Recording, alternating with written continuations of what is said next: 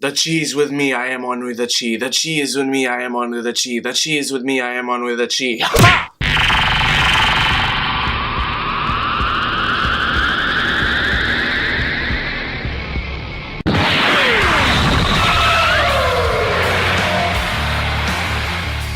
Iron Fist is the latest Netflix Marvel TV series to lead up to the Defenders after Daredevil, Jessica Jones, and Luke Cage. And this is based on a Marvel comic book character of the same name, and it stars Finn Jones as Danny Rand, aka the Iron Fist, Jessica Henwick, Rosario Dawson, Tom Pelphrey, Jessica Stroup, and David Wenham. I'm a huge fan of the Iron Fist character from the comics. I love his Defenders run, I love his Immortal Iron Fist run, and I love his latest run, Iron Fist: The Living Weapon. And I thought Finn Jones did an incredible job at bringing this character to life, both him and the writers. Danny Rand is a very zen character, but the show really explores how he has so much rage and sorrow and pain inside, and they explore how he can evolve from that, how he can grow up psychologically and emotionally, and he can go past those weaknesses. They explore a lot of this character, they explore a lot of his backstory, they explore a lot of his relationships, they explore a lot of his beliefs and his martial arts training. And I really enjoy the portrayal of the character, and I enjoy the struggles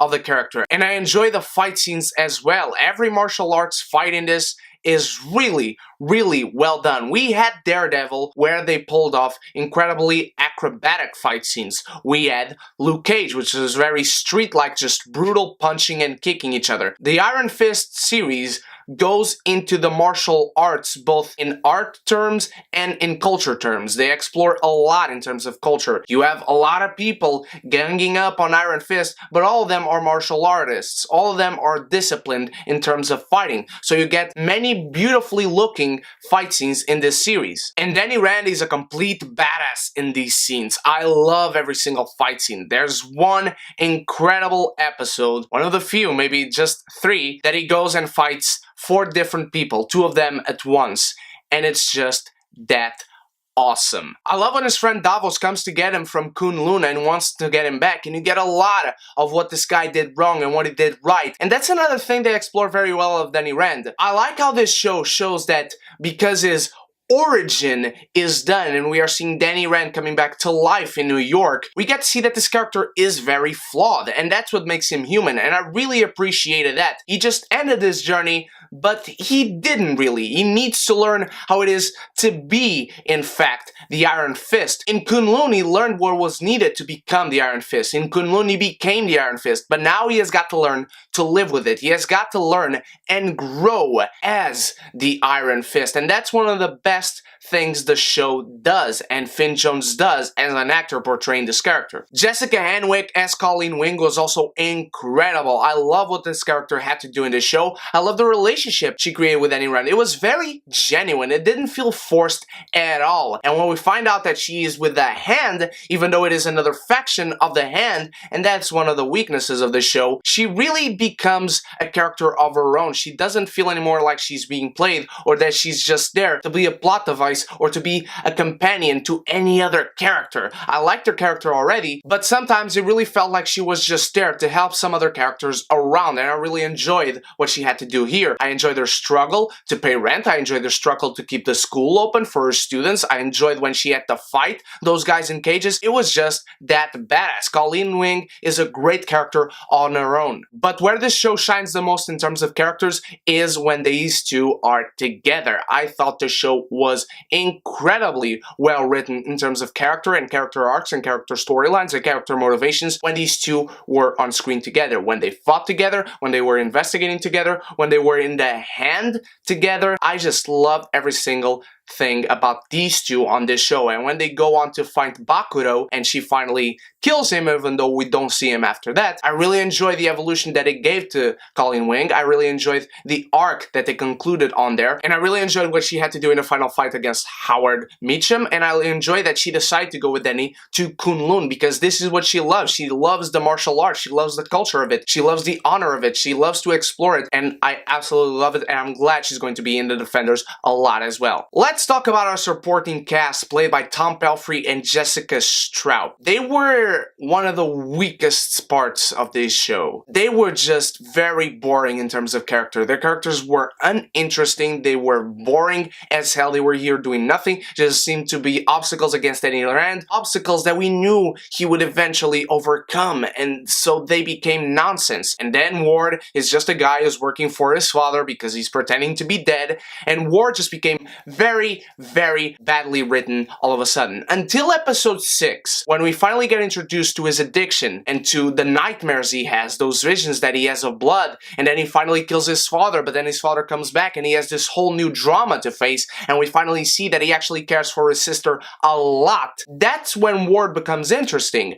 And even that, he's not the most interesting character in the world, but at least he's there doing something at that moment. Until then, it's just very painful whenever we see these two act and whenever you see these two characters in scene together. Even in the beginning of the show, I don't think he was ever bad as an actor, but he was just really stiff. It's just like you see a good actor, but then you see a Meryl Streep counteracting with that actor, and it's just very contrasting because you see that this one actor is not at the level of the others. Although I gotta say, Jessica Straub was bad. I am sorry. She was very, very bland. Her performance had nothing. When she gets shot by Bakudo, I felt nothing at all for her character. I couldn't care less if she died. I couldn't care less if she lost the company. As far as Ward goes, I at least care because he had something at stake. It felt like this character was here to do something by the end of the show. When she is on screen, it is just a drag. I am sorry. I mean, no disrespect to this actress. I think she can be better. I know she was in 91210 or however that show was called, but she was just very bland, both in performance and in character. Madame Gao shines in this show. She is just so good. She is scary. Whenever she comes on screen, you feel this ominous presence, and the show completely goes down into darkness, and it's just very, very badass. I like how she was here in this show more prominently than any other Netflix show so far, and she played a very big, meaty, important role. A significant role in terms of themes and elements explored in this show. I love the relationship that she had with the Rands. I love the relationship that she had with Howard. I love the relationship she creates with Danny. How much she was in this show. I don't know the name of the actress, and I apologize for that, but I loved every single second of Madame Gao here, and you know that she has a lot more to show. I'm not sure if she is Crane Mother right now, because we get a lot of mentions of Crane Mother, and she never admits to be. There's also one scene where Danny goes for the tournament against all the fighters, and she says that her master is challenging him. After that, we don't get any other mention of a possible master or anyone over her in terms of hierarchy. So I'm guessing that was just a misdirection of her part. I am not sure, but I will love to see her back in the Defenders, because by the end of the show, we see her again. We see her out.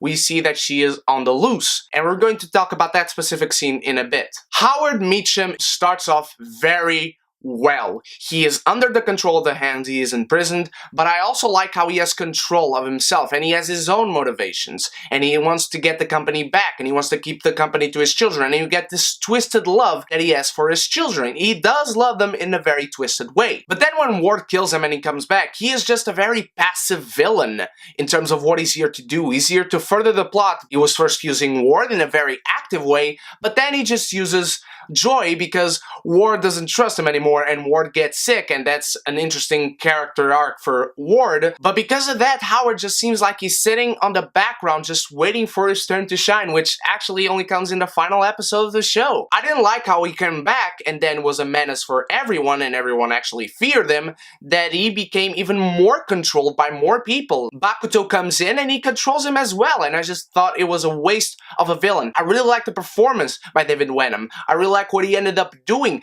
but it just takes a long ass time, and he stops midway through the show to go and fulfill his goals in this. Bakuto was an interesting character until it was revealed that he was the hand, and then he was another division of the hand, and it was just very messy how they pulled off his character. I would have just liked if he was an independent villain who wanted to know more about the Iron Fist, who wanted to invade Kunlun. If he was a villain onto himself, not with the hand, and if they didn't explore that side of things, I thought it would have been much better pulled off. The problem with the Iron Fist mainly remains in how the plot is executed. From the get-go, the plot is intriguing, the plot is interesting, it is faithful, it is what it should be. The execution, however, it's not. This is a family drama about a guy coming back from the dead, wanting to get his company back, and exploring much more things that are lingering in the darker side of New York, in the darker side of mysticism. However, this should be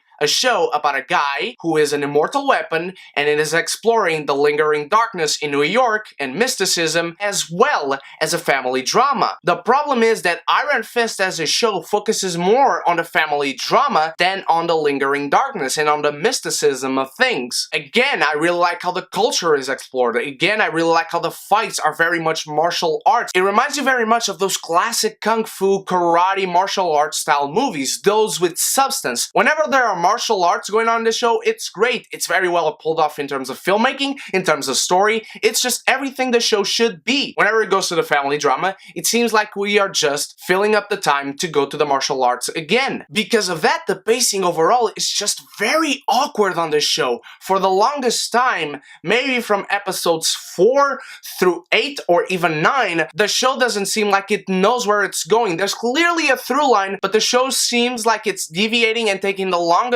route to get there, and it shouldn't be that way. And it's not that this show should not be a family drama. The family drama aspect of this show should be there. It's just that it should never undermine or take away, it should never fill in more time than the mysticism and the themes of martial arts and of the Iron Fist and what it represents. Thematically, this show should and could have been tremendously more interesting. I really like the cinematography in this show. The way they use colors and they make colors pop out on the screen, the way they construct sets, and the way they did the color grading and the color correction. It is very unique onto Iron Fist itself besides the other Marvel Netflix shows. You know, in Jessica Jones, you had the purples.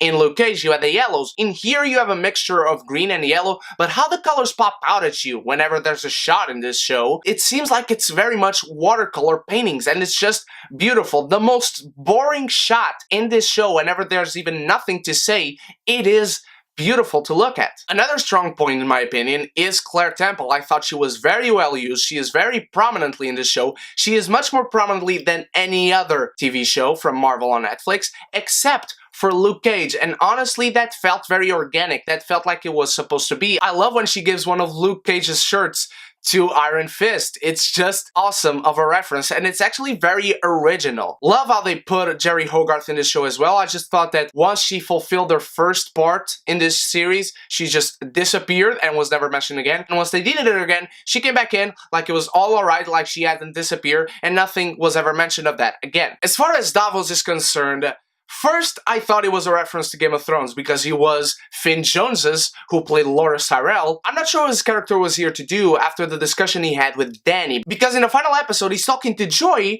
and then he's discussing that he wants to kill Dany, and he can kill Dany for her if she wants, but she was supposed to now be on Dany's side, and he was supposed to go back to Kunlun. And then behind them, we have Madame Gao just smiling. So is Davos now with the hand, and it goes against everything his character was? I'm not sure how I feel about the scene, because as far as shooting-wise, the scene is very well done. The problem, as far as story goes, does Davos know that Madame Gao is there? Does Madame Gao now control Davos? Is Davos with the hand, or is he just helping them out in this particular situation? Why does Joy want to kill Dany now? It doesn't make any sense for this character, and again, it's annoying. The show looks incredible. The show is very well shot. I think the episodes are very well directed for what they are. I think the show loses itself in its two plot points, the family drama and the martial arts and mysticism of things. The show has great world building, but I think it loses itself in mixing that mysticism with the family drama. The family drama always takes over the mysticism and the martial arts, and it shouldn't. And don't be fooled to think that it was a coincidence that this was the show that came only after Doctor Strange came out last year. The themes and aspects that are relevant and explored in this show are very, very reminiscent of how Doctor Strange explored the multiverse and things like that. I love Iron Fist from the comics. I love his stories. And as far as the character is concerned, I love the character in this show. As far as the story is concerned, it's not bad. I don't think this is a great show. Honestly, as far as I'm concerned, this is definitely the weakest Marvel Netflix show. But that doesn't mean it's bad. I think it's the weakest, but it's still a good show. I'm still entertained. I still want to watch it again. I'm going to buy it on Blu-ray because it is building to something, and you feel that. The problem is that it is so damn slow, it loses itself so much in every single plot point that it presents, and by the end, when you finally feel like the show is being great, as it should have always been, it's the penultimate episode, and then it's the last episode, which is great as well. The show holds up. It is a good show, don't be fooled. It will suffice for Iron Fist fans, it will suffice for the people who are following vividly these shows, but this won't be a show that makes any new fans. And because of that, I will say that Iron Fist is only a martini. But it is a good time anytime. What did you think of Marvel's Iron Fist, my beautiful geekies? Let me know in the comments below. Is this your favorite show? Is this your least favorite show? Do you think it is a bad show? Let me know in the comments below. And let me know, what do you want to see in the Defenders? How do you want the show to open up? Exploring Iron Fist, Daredevil, Jessica Jones, or Luke Cage? The beautiful Geeky Community Facebook group, the link is in the description. Go join them if you haven't so we can grow together and make more friends and talk to many other beautiful geekies on there. And of course, you can stalk me on the internet through my Facebook, Instagram, or Twitter. All those links are in the description. Thank you so much for watching, my beautiful geekies. You guys are the freaking best. I love you all. You stay beautiful, you stay geeky, and if you haven't done so yet, click the bell and the subscribe button so we can be geeky united!